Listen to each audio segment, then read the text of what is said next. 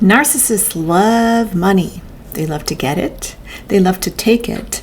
They love to spend it. And they love to complain about it when there's not enough of it. In this video, I'm going to be talking about narcissism, finances, and self-worth. And if you're an ACON, an adult child of a narcissist, you have been conned into believing so many things about money and finances that simply are not the truth about you and who you are.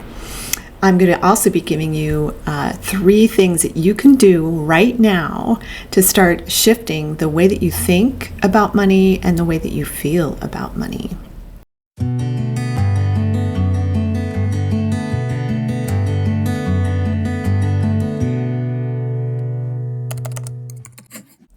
I'm Dr. Meg Haworth. I am a transpersonal psychologist, a holistic nutritional chef, and a best-selling author. And I help women survivors of narcissistic abuse, parental narcissistic abuse particularly, with how to heal the holistic system, mental, emotional, physical, and energetics and spiritual parts of the self. Because narcissistic abuse affects the entire being, so you need to look at all parts of the self in order to truly heal. So, like I said, this is a big subject. Narcissism, finances, self-worth, all these things are so wrapped up in each other, and you may not even realize how much this has affected you. Now, I've worked with all kinds of people who have been through parental narcissistic abuse. I've been through it myself. I've seen the way my sisters are with money versus how I am with money. And one thing I've seen across the board is that money and finances can really, really mess us up as ACONs. And one of the primary reasons is because we learn that money from our narcissistic parent, money is a way to control you. It's a way to manipulate you. And there's no care from the end of the narcissist on how they get it. So they may be going after other people to try to take money from them. You may witness them stealing money or things from other people, but they will rationalize it and make it seem like it's okay. They'll justify it and talk you into it's not what it looks like. There's a lot of that with a narcissist. It's not what it looks like. It's not like that at all. Narcissism is all about power and control, and it's all about the needs, wants, and desires of the narcissist. They love to use money to show off with. But what happens when you're a child of a narcissist is that you'll get all these mixed messages around money. So they may be spending money like water, and your other parent is just like trying to rein them in. And you may hear your parents arguing about money all the time, which may put you off from it. You may think like, I don't want to deal with this ever. That could be happening. Narcissistic abuse, because it's emotional abuse, it's so insidious and it just wears away at you bit by bit by bit. And this particular issue of money can also be equated with your self-worth. A lot of people equate money with self-worth and value because we look at value, we put a monetary value on really everything. And the narcissist is always going to be looking at how to either make a lot of money and use that to control you with, or they're going to be looking at how to get money from somebody else. So narcissists are notorious users. So you will witness them using money and using people to get money from them in ways that you know are unethical and are unkind and unjust. But this can really mess up the way that you view money. It can really mess up how you think about it. So what I've seen a lot in my practice is like, I've seen people that were like, oh my gosh, I'm going to make my own money. I'm going to be independent. I'm going to do whatever I can to make my own money. And other people that I've seen in narcissistic family systems, adult children, they are terrified of money. Money was often used as a way to keep you controlled, to keep you in the house, to keep you isolated. You would watch the narcissistic parent picking up the tab for like 50 people, but then when it came to you needing new shoes because your feet were like worn raw from the blisters and bleeding on your feet, you were terrified to even ask for new shoes. You didn't think you even deserved it. So it says a lot about your self-worth. And of course, they're not noticing because they're not empathetic. So they're not looking at you going, well, what does that daughter of mine need? It's not how they think at all. So it's a very confusing way to live. So you'll watch them pick and choose what they want to spend money on, and you'll watch them give things and money and objects and expensive things to other people, and they'll even make a big show of it right in front of you when they know you are suffering and you don't have enough money, like you hardly have enough money to eat. They know that.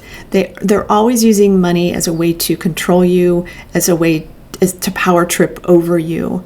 And this can really, really be a disturbing relationship that you will develop with money because of it.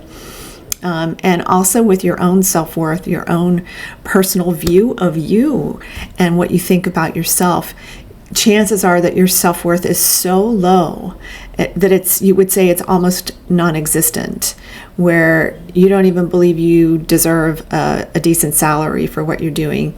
A lot of ACONs are classically, notoriously underpaid for the work that they do. They work really, really hard and try to get everything right, and they're perfectionists, but then they don't get paid enough for what they do, or they don't have enough work coming in. There's always that not enoughness associated with money. And even ACONs that I've known that had a lot of money coming in were always feeling like, oh, it's not enough. It's never enough. I don't have enough. I don't have enough. And so those kinds of things, when you repeat those kinds of things to yourself over and over and over again, that's what you see. That's what you perceive.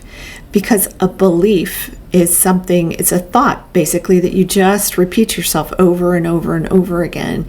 And then that thought becomes a belief. So if you're just like, oh, there's just not enough, there's just not enough. And you may also overspend, or as soon as you get some money coming in, you'll just start spending because you're like, yay, money's coming in. This is great. I can go do this and I can do that and do that. And then all of a sudden you've overspent what you had. You may overextend yourself with an expensive living situation or expensive taking care of somebody else. Like if you're in a relationship with another narcissist who is taking advantage of you, they may move in with you and then take advantage of you. And so there you are spending more money on this issue, just in all kinds of different ways. So finances are a huge area that you will need to learn to educate yourself in. And you have to learn to get past being afraid of finances, being afraid of learning about it. You have to get past also thinking that maybe you're just not smart enough to get it. You have to get past all of those rules that the narcissistic parent set up for you around money to make you think that they're the ones that hold it and they're the ones that give it out to you, and you have to wait for them to give that money out to you. It's just this real mind game when it comes to money and finances and, of course, your self-worth. So it can be very, very complex. So I told you I was going to give you 3 things that you can do to help you right now with healing this issue. If you are an empath and sensitive who identifies as like, I never make enough money, I hear it all the time with people calling in and they want to work with me and they're just like, I don't know how I'm going to come up with the money. And they may even still be living with the narcissist or taking care of the narcissist in their elder years, and they don't have money coming in because of that. And of course the narcissist is not giving them money, and of course they're not going to give them money for therapy because that's going to empower them to get out of the situation, and they don't want them to leave because you need to stay there and be in service to the narcissist. It's exhausting, is it not? I mean, just talking about it can be exhausting, but I do this to help you. So, because I've been here too. This is an area that I have really struggled with in my adult life, and that I've worked really hard on. And that's my first tip that I want to give you, and things that you can do to change this relationship with money. And the first one is to begin to educate yourself about money. look into learning about money, taking courses on money. I've taken, I don't know how many courses on money at this point, to learn, about how I can build a relationship directly with money, because the narcissistic parent was always using money as a way to control me. I didn't think that I could develop a relationship with money.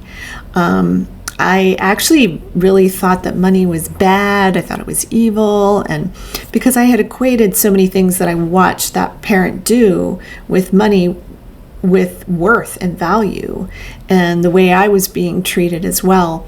So I had wrapped all those things up together in one thing, and I had made my financial life as an adult very, very difficult to get through. And so I see this a lot with my clients, and with the way that they work with money. So educate yourself, learn about stocks, bonds, get stocks and bonds for dummies or whatever that you feel like will be helpful for you.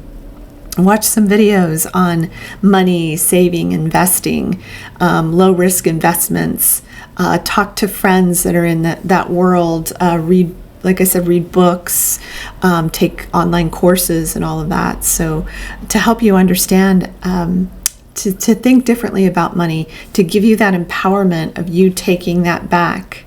And you taking back that sovereignty over your own financial well-being. Number 2, I would suggest that you go and learn about prosperity consciousness. There's a whole world of prosperity consciousness that helps you really look at money differently. Chances are great that you got a lot of beliefs installed in you about money. Money doesn't grow on trees. That's, we don't have enough for that for you. And then, you watch your parent buying a new car, but they can't help you with a basic need. So you really got messed up when it came to money. Learning about prosperity consciousness, there's a whole world of this. And some of the people that I have really read in this arena, one of the first books I ever read about this was by Napoleon Hill. It's a classic book called Think and Grow Rich. If you're a woman, just know it was written in like the early 1900s, early 1900s. And so there's all about men, basically, because those were the only people that really kind of made money back in those days. So I had to kind of get over the the patriarchal speak that was involved in it. But my gosh, the stuff in the book is just pure magic. It really helps you understand what you need to create a prosperous life for yourself. One of my all-time favorite books in this whole arena is by Catherine Ponder, and it's called The Dynamic Laws of Prosperity. I read this book almost every single day, and I have done that for the last 20-some years. Just like a couple paragraphs. The first time I read this book, by the end of it, I had the biggest check sitting in my hand that I ever got. I learned about money and manifestation and prosperity, and it all starts with your mind. Your mind is not in your brain. Your mind is everywhere, actually. It's not just local, it's everywhere. And so changing your mind about money is what will help you. And that's what it means when I say prosperity consciousness, is you're changing your consciousness, your conscious awareness around money and what that means for you, what that means for your life. And changing your relationship around it. Because of that, some other people that I listened to or learned from, Dr. Joe Vitale, he was in the book The Secret, and he was homeless on the streets, and he brought himself up to, he's written, I don't know, at this point he's probably written 30 books, and he just churns out thing after thing after thing, and now he's a multimillionaire. And that's something really important with prosperity consciousness. If you're really uncomfortable with the thought of being a multimillionaire because you've attached money is dirty or money is bad, money is evil, money is wrong, those kinds of things, and especially if you watched your narcissistic parent kind of showing you that using money was like using you. It's an object, basically, and it's an object of desire to help them forward their world. then, learning about prosperity consciousness will actually be really helpful for you. Learning about the law of attraction, the law of action, the law of vibration, the law of frequency. And I talk a lot about vibration and frequency in terms of your emotional state. If your emotional state on the subconscious level and even on the conscious level is about ruminating through the voices that the narcissist has been beating you up with your entire life, it is going to be hard for you to raise your self-worth. But the good news is you can raise your self-worth, and you don't have to be a slave to those voices and to those thoughts that they instilled in you. You can change your thoughts, your feelings, and your beliefs. You can practice new thoughts that become new beliefs. And you can also look at yourself and say, you know what, I never believed any of that in the first place. This doesn't make sense for me. So you can also do that as well. So like I said, learning about prosperity consciousness is a really, really important piece of things that you can do now to help you with healing your relationship with money. Okay, number 3, stop telling yourself that you need their money to survive. They want you to be dependent on them financially. And what I see a lot is that you've gotten so sick that you end up back in their house and you're on disability, and now you can't work. You can't think straight because they've worn away at you so much. They've been so incredibly abusive with you.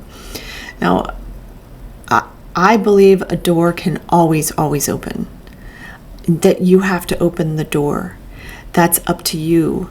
And I know you may be really mad at me for saying that right now. I know there's a point where I was really mad at people for saying that to me when I was like laid out in bed, couldn't get out of bed, and suicidal. It's like, no, it's not that easy. And I'm not suggesting it's easy, because it's not. But it starts with one thing. All of your healing starts with one thing, and that's a decision. And when you make that decision to take your finances into your own hands, when you make that decision to focus on them and make them your own and stop being dependent on that narcissistic parent, and that includes just giving up the idea that you're even going to get inheritance from them, because that's one thing they do a lot, is to hold the inheritance over your head, just thinking that like, hey, I've already made her dependent on me or him dependent on me financially, so they're looking forward to that inheritance. Make your own way. You can do it. I know you can make your own way in the world. I've done it. I continue to do it. I continue to grow and expand. So all these things that I've been talking about in this video really are about you taking your own power back and becoming a money sovereign. So you become the commander of your own money. You become the person who can create your own money. And there's so many ways to create money these days. So many ways to do it online, to do it in your home. And even if you are disabled physically, you can create an in-home business online. This was not available 20 years ago. 30 years ago when I was really, really sick. So just know there's all kinds of ways to work through this and to create a prosperity future for yourself that has nothing to do with that narcissistic parent. And one of the things I was starting to say is that all 3 things that I'm talking about here, know that you're going to have to work on this. I work on this every single day because this has been one of my biggest sticking points in terms of healing. And I'm doing well with it. I'm really proud of myself for what I've been able to do. It has not been easy, but I do it every single day to keep that prosperity consciousness growing and to keep myself in that space of understanding that this is up to me. And I need to do this for myself, for my own future. And then for, the work that I do in helping people just like you who are listening to this video right now, helping you to grow and change and expand and heal So anyway, if you have anything that you would add to this video, please go ahead and drop that in the comments. I'd really love to know what your relationship to money has been as a result of growing up with a narcissistic parent, or living with a narcissist, because you probably are also know, and maybe you've dealt with this, is that the narcissist will also take control of all the finances typically, and not let the spouse in at all. This happens a lot with, especially in male narcissistic dominated homes, where the wife is not allowed to even know she's been given a stipend, an allowance. That's all she gets, and sometimes they even have to track that because the control issues around money are so intense. So anyway, I really hope that some light bulbs have gone on for you in this video. I hope that you are able to change your relationship to money as a result of some of the things that I've said, and to connect some dots around your money situation. And if you haven't already done so, please like this video.